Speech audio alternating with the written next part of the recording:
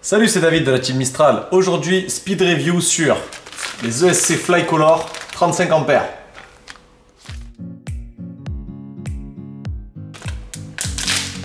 On les ouvre. Tadam. Voilà à quoi ils ressemblent déjà.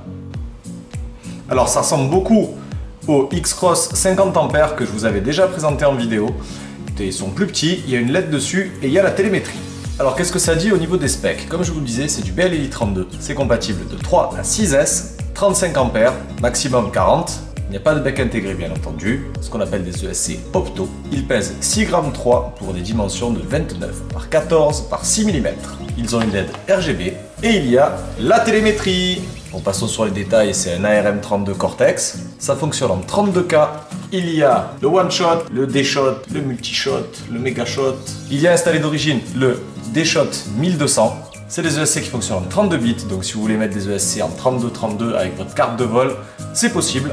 Et donc pour la télémétrie, vous soudez les 4 fils TX. Voilà, il y a un petit TX qui n'est pas soudé, donc qui n'a pas de fil pour l'instant car il n'a que le signal et le ground.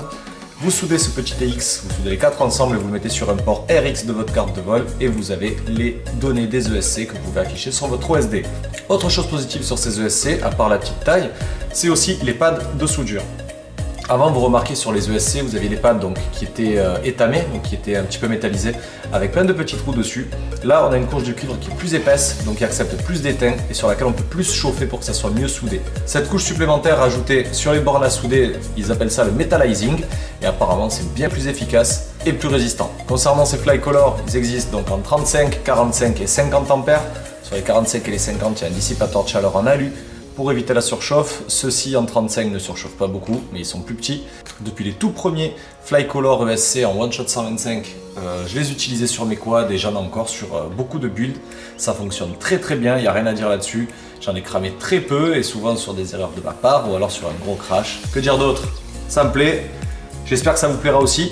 Ça change des 4 en 1 parce que bon, sur des setups freestyle, je persiste à le dire, je préfère les ESC séparés.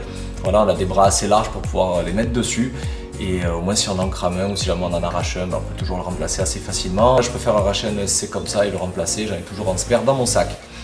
Nouveau format de vidéo, les speed review. N'hésitez pas à laisser des commentaires si vous aimez ou si vous n'aimez pas. N'hésitez pas à nous dire ce que vous aimeriez voir plus dans la chaîne ou voir moins. J'espère que ça vous a plu. À bientôt pour la prochaine.